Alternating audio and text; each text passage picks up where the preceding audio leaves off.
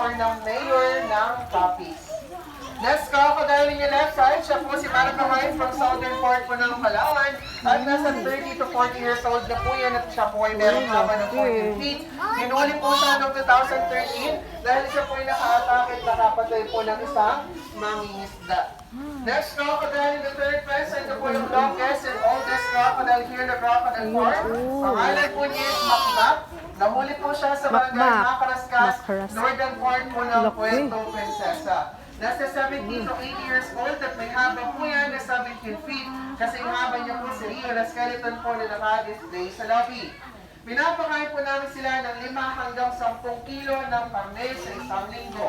2 beses lang sila po yung papainin dahil po yung kanilang panunaw ng pagkain ay masyadong mabagal. Pagkain po nila, hilaw na karne, katulad po ng baboy, baka, manok, at iba't ibang klaseng isda.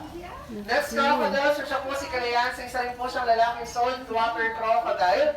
Siya po ay nasa 60 to 70 years old at may haba po na 15.9 feet long. And this crocodile, everyone, is former breeder po namin. Kaso nga lang, non-productive na or hindi na po siya pwedeng i-breed kasi masyado na po siyang matanda. Kung mapapansin niyo po yung mga crocodiles na hindi po sila masyadong gumagalaw, crocodiles are nocturnal animals. Ibig sabihin po nun, mas aktibo lang po sila paggabi. Next crocodile, ito po si Surigao. Isa rin po siyang lalaking saltwater crocodile na nasa 60 to 70 years old at may haba na 16.8 feet long. Captured from the wild noong 1989, siya po ay naka-atake rin po yan ng tao kaya po siya hinuli.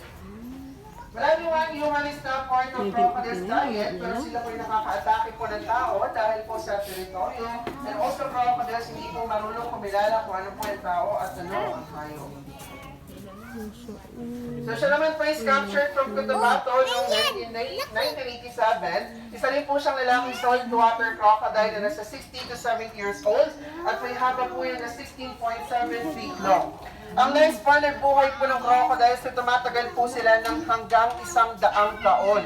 And then ang mga crocodiles kung nasa wild, kaya po nilang mag-survive for 6 months to 1 year kahit na hindi po sila kumakain. Crocodiles, wala silang gills or hasang katulad sa mga isda, pero kaya po nilang mag-stay sa ilalim po ng tubig ng 2 hours na hindi po sila humihinga. Yun ma, ang liit na.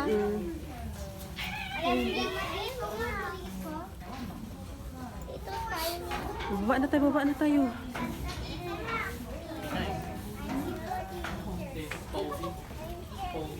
Maganda na. Alright, so everyone sa nature park po, so meron po diyang other wildlife. So this is the end of our guiding tour. So pwede na po kayo mag-ikot-ikot dyan sa loob. And reptile house, may mga snakes and crocodile holding. So dito naman po sa kabila kung gusto niyo po magpa-picture na karga-karga yung buhaya. So dyan po meron pong Palawan, Bearcat, Porcupine, and Eagles. Mayroon po mga signage po dyan, makikita naman po kagad sila. But everyone, reminders po 1 meter away from the cages. Huwag pong lalapit ng husto sa kulungan po ng mga hayop for your safety na lang po yan. Thank you so much po. Have a good day. Ayun, babida mo. Ayun. Hala na ko, baboy na mo. Ayun o. Baboy na mo.